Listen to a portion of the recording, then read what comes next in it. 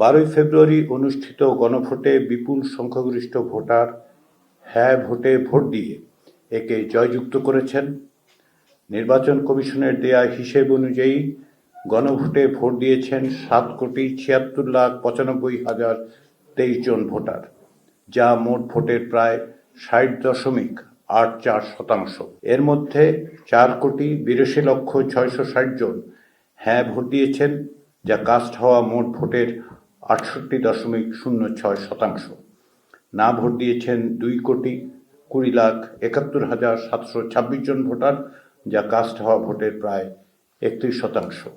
লক্ষণীয় যে ভোটারদের 60%-এরও বেশি গণভোটে অংশ নিয়েছেন এবং তা জাতীয় সংসদের নির্বাচনের চেয়েও 1% বেশি। জুলাই জাতীয় সনদের সংবিধান সংস্কারের প্রস্তাবসমূহের অনুকূলে তাদের রায় দিয়েছেন। এই রায় থেকে এটা স্পষ্ট যে বাংলাদেশের নাগরিকদের বৃহদাংশ আর পুরনো ব্যবস্থায় ফিরে যেতে বা স্থিতাবস্থা বহাল রাখতে চান না। তারা চান পরিবর্তন, রাষ্ট্র ব্যবস্থায় সংস্কার। মাননীয় প্রধান উপদেষ্টা গণভোটের প্রাক্কালে জাতির উদ্দেশ্যে বলেছিলেন, একটি জাতীয় রূপান্তর কখনোই একক সিদ্ধান্ত বা একক শাসনের মাধ্যমে টেকসই হবে না। জনগণই রাষ্ট্রের প্রকৃত শক্তি। পরিবর্তনের চূড়ান্ত বৈধতা আসে জনগণের সম্মতি থেকেই। তাই দেশের ভবিষ্যৎ দিক নির্দেশনা নির্ধারণে জনগণকে সরাসরি সিদ্ধান্ত গ্রহণের সুযোগ দেয়াই হল গণতান্ত্রিক পথের মূল ভিত্তি। এই লক্ষ্যেই আমরা গণভোটের আয়োজন করেছি, যাতে দেশের ভবিষ্যৎ সংস্কারের দিশা নির্ধারণে জনগণ সরাসরি নিজেদের মত প্রকাশ করতে পারেন। জনগণ তাঁর আহ্বানে সাড়া দিয়েছেন। সংস্কারের পক্ষে জনরায় এসেছে। গণভোটে দেয়া জনগণের রায়কে কেবল সংখ্যার বিবেচনায় দেখলেই হবে না। জনগণের এই রায় হচ্ছে 2024 সালের জুলাই আগস্টের গণ অভ্যুত্থানে যারা প্রাণ দিয়েছেন, যারা আহত হয়েছেন, যারা অকুত ভয়ে লড়াই করেছেন, তারা আমাদের ওপর যে দায়িত্ব অর্পণ করেছেন তার স্বীকৃতি। তাদের দেয়া দায়িত্ব পালনের জন্য জনগণের অঙ্গীকার। প্রায় 16 বছর ধরে যে বীরের রক্তস্রোত, মাতার অশ্রুধারা, নির্যাতিতের হাহাকার, তার যেন আর পুনরাবৃত্তি না ঘটে, সেই বিষয়ে প্রাতিষ্ঠানিক কাঠামো গঠনের জন আকাঙ্ক্ষার প্রকাশ।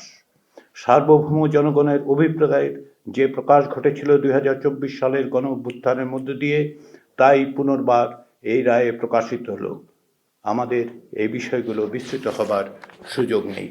গণভোটের মধ্য দিয়ে সংস্কারের ব্যাপারে যে সুস্পষ্ট গণরায় প্রকাশিত হয়েছে, তা বাস্তবায়নের দায়িত্ব রাজনৈতিক দলসমূহের।